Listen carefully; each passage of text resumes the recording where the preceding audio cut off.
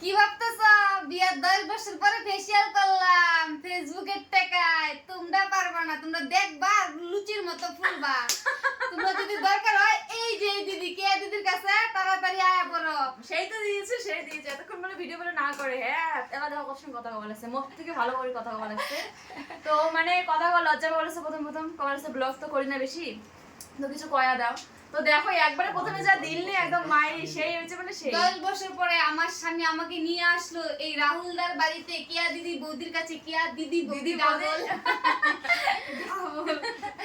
এখন দেখবা আমার সৌন্দর্য কিরকম, আমার গ্লেজ কিরকম বাড়ি, আমি তোমাদেরকে পাত্তাই দিব আর না। বড় মাসে করতে আর তোমরা আমাকে এইভাবে সাপোর্ট করে যেন আমি প্রতি মাসে টাকা পাই আর এই সেই সৌন্দর্য বজায় রাখতে পারি আমার। না অন্নপূর্ণা পাইলেও আসবে চলে। হ্যাঁ অন্নপূর্ণা পাইনি, বয়স হচ্ছে তবু পাই নাই, কপালটাই খারাপ। আমার বর ওর বৌদিরটা করে দিছে।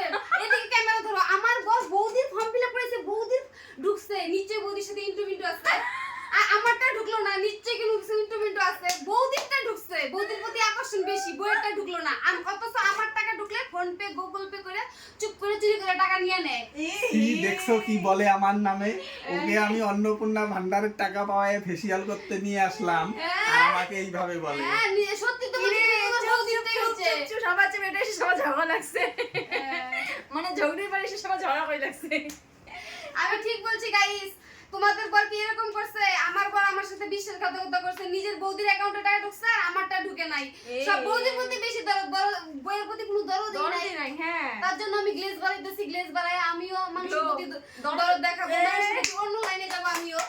আমার বর অন্য লাইন দেখাইতেছে, আমিও অন্য লাইন। আমাকে দেখো কেমন বন্ধুরা, লাগবে না? ও যাই বলুক ঠিক আছে, আমি যদি ওকে এইখানে না নিয়ে আসতে পারতাম তাহলে ও ফেসিয়ালটা করতে পারতো বলো? হ্যাঁ আমার বাবা কোটিপতি, তাই আমারে পটায় বিয়ে করছে।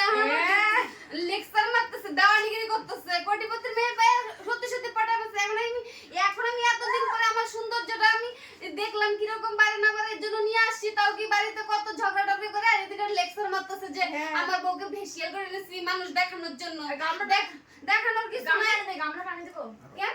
আমার মাথার মধ্যে তোমরা তো জানোই যে বাড়ির মুখ্যমন্ত্রী কে থাকে ভালো করেই জানো, আর কিছু বললাম না। কপালের সঙ্গে আমরা পানি দেন, তাহলে সে ঝগড়াটা জমবে প্রচুর। মাথার মধ্যে ডিগলান করে দিব, তোমরা যে দেখানো দিব। মাথা বাইরেতে আমার যে একদিন কি করছি, মাথা বাইরে একদম সেই। মাথা দিকে কাইতে দিছি। এই পর্যন্ত আমার শ্বশুরের মাথা তো ডাঙাইতো আমি, নিজের শ্বশুরের মাথা ঢুস ঢাস করে ডাঙাই। মানুষকে গাইল পারি আর ঢুস ঢাস করে নিজের শ্বশুরের মাথা ডাঙাই আমি। ও মা, দেখো দুইজন একসাথে হয়েছে, থাল ডাঙানি। থাল ডাঙানি ঝগড়ি নাম্বার 1 আর 2। হ্যাঁ আর কত